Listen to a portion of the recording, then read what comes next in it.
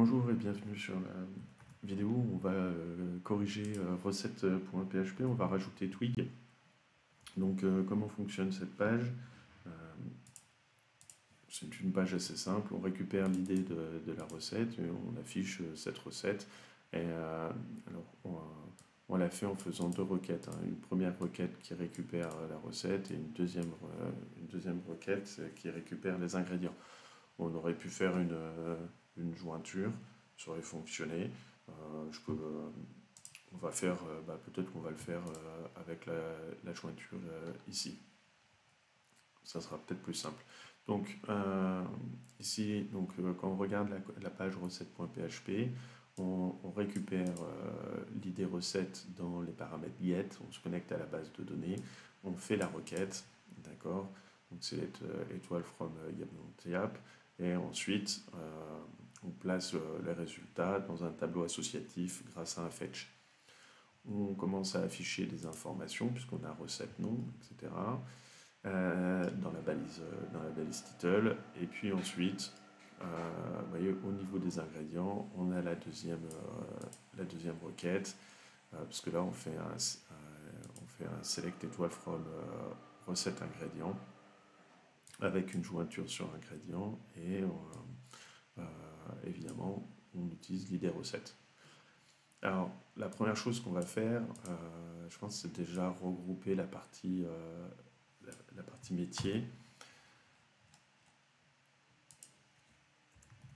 ici, et puis ensuite ce qu'on peut peut-être faire, c'est en fait on va faire modifier la requête pour avoir qu'une seule requête. C'est une façon de procéder. Donc on va select étoile from yaml diap recette, et puis ici le where, c'est le même, on n'en a pas besoin.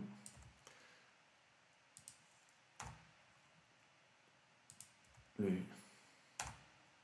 Energen, on va mettre le on, et là on a besoin, donc on part de recette, on fait une jointure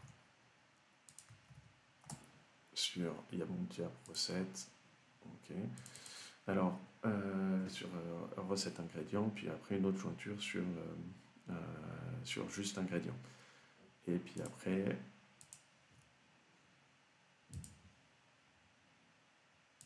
alors ça c'est pas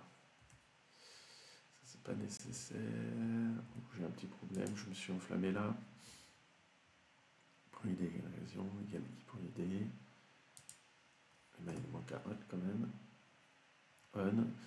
Alors recette, on a dit qu'on allait l'appeler R, et donc on va faire on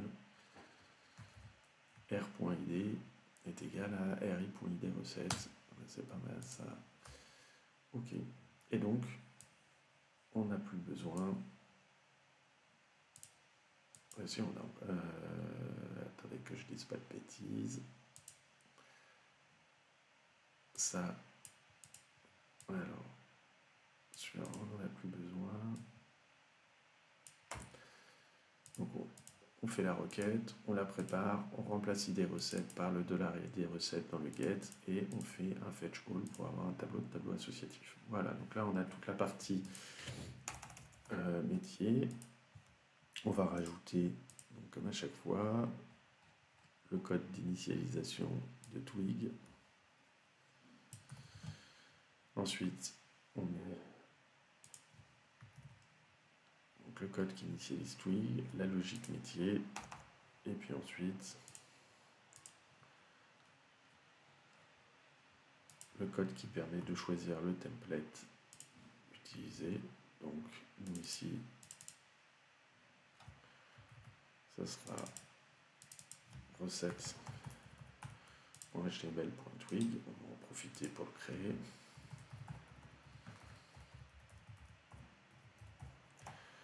Ok. Et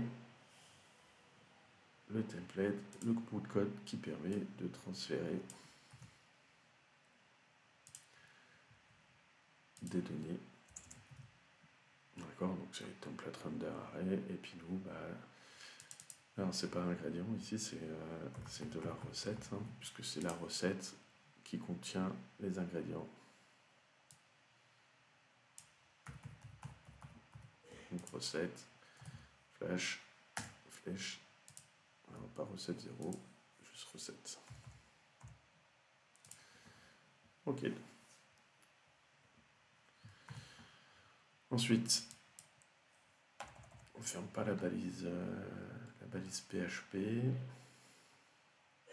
Et ben ensuite, on prend tout ce qui est vu. On le coupe. Et on le met dans notre template. Ok, cette balise PHP, elle sert à rien.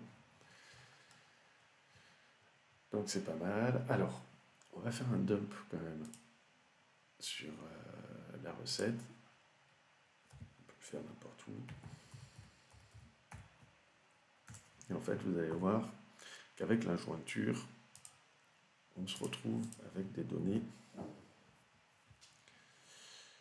Alors, on a un petit peu... recette, il ne connaît pas. Donc, je n'ai pas fait passer recette correctement. Dump recette. Je n'ai peut-être pas sauvegardé, tout simplement.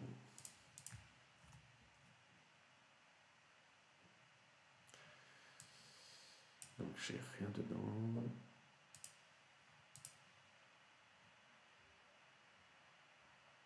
Energy, alors j'ai rien dedans. Pourquoi j'ai rien dedans?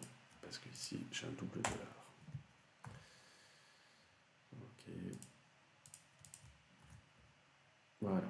Donc, j'ai un tableau associatif. Un tableau de tableau associatif. Pourquoi j'ai trois cases dans ce tableau? Parce qu'en fait, ma recette, elle a 3 ingrédients. Donc, comme j'ai fait une jointure, eh ben, je me retrouve avec... j'ai fait une jointure avec la table recette ingrédients. Cette table recette ingrédients, elle contient 3 lignes. Et ben donc, je me retrouve avec 3 lignes dans le résultat de ma requête. Et ensuite, je fais un fetch all. Ce fetch all eh ben, me transforme donc chaque ligne de ma requête résultat, enfin de mon tableau résultat, en une case d'un tableau et qui contient un tableau associatif avec des clés qui correspondent aux colonnes que j'ai récupérées et puis les valeurs. Okay, les valeurs, c'est les valeurs de la base de données. Donc, en fait, la jointure, à la fois, elle a un avantage parce qu'elle permet de faire une seule requête. Par contre, elle a un inconvénient. Vous voyez, le nom de la requête apparaît plusieurs fois.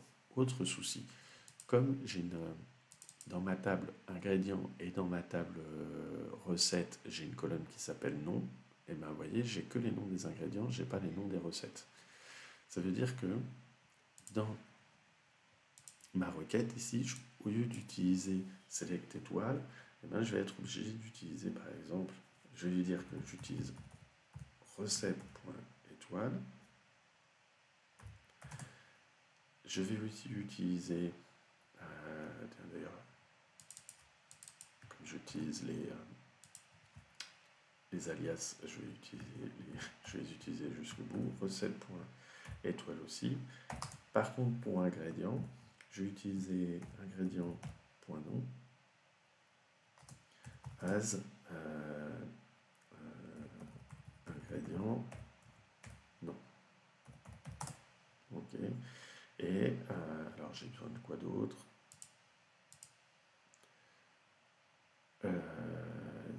Je vais avoir besoin des quantités, non, c'est bon, je crois que c'est le seul dont j'ai besoin. Ok. Si je sauvegarde,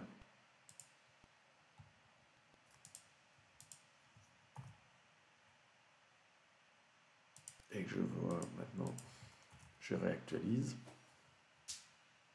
Le nom, c'est le nom de la recette, et j'ai bien ingrédient nom, le fromage. D'accord? Donc en fait, attention, quand on fait une jointure, quand on a des noms de colonnes qui sont identiques entre plusieurs tables, eh ben, il va falloir utiliser les alias de noms de colonnes dans le select pour les distinguer. Ok. Donc maintenant, dans mon template, je vais pouvoir remplacer tout ce qui avait été fait en PHP avec des shortcodes. Donc je vais utiliser la notation pointée. Donc, moi, ce que je veux, c'est récupérer le nom de la recette. Donc, attention, problème, dans nos recettes, j'ai trois lignes. Donc, je vais lui dire, dans la première ligne, je veux récupérer le nom. D'accord? Et ici, nom, c'est nom recette. Comme, voilà. Ensuite, ici, dans le H1, j'ai aussi, je récupère la même chose. Je veux, pour la recette, je veux la description.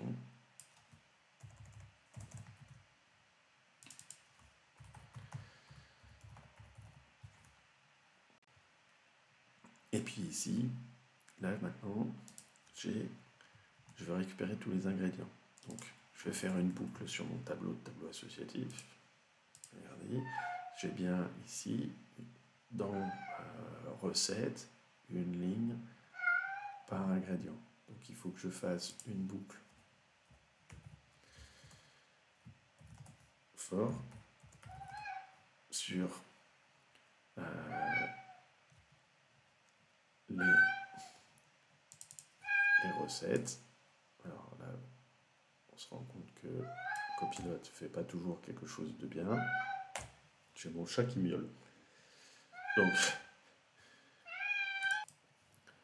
Donc Copilot ne fait pas toujours bien, puisque il me proposait sur recette 0. Mais moi, en fait, je veux boucler sur tout mon tableau recette. Et donc, chaque ligne de mon tableau recette s'appelle ingrédient. Donc là, j'ai bien, ça c'est un ingrédient, ça c'est un autre ingrédient. Donc à chaque fois, ce que je veux, c'est ingrédient, nom et quantité. Donc là, ici, c'est ingrédient point ingrédient nom et ingrédient point ingrédient quantité. J'enlève évidemment les codes PHP, je vérifie si j'en ai d'autres. J'ai que ça. On a tous les points PHP. On va plutôt chercher les PHP comme ça. Non, et on vérifie les shortcodes si j'en ai encore. Ah oui, j'ai bien fait de chercher, j'en ai encore un dans image là. Donc je vais remplacer recette image par recette.0.image. Et on va peut-être enlever ce dump qui n'est pas très beau, qui est tout en.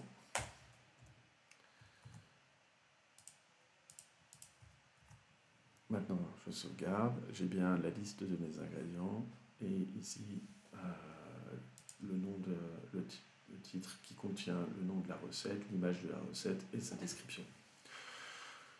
Donc ça fonctionne.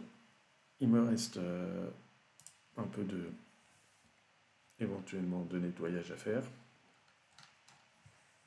Et puis évidemment un commit à faire vers la version 1.3 pour dire que j'ai rajouté la recette. Dans les choses qu'on commence à voir, en fait, on se rend compte que on a du code PHP qui se répète beaucoup, le code d'initialisation de Twig, et puis on a cette partie-là là, dans toutes les vues. En fait, il y a des parties communes, notamment le menu, le footer, etc. Donc, dans la prochaine vidéo, en fait, on va faire un travail on va dire de factorisation de code. On va essayer de mettre en commun tout ce code. Voilà. Bonne journée à vous.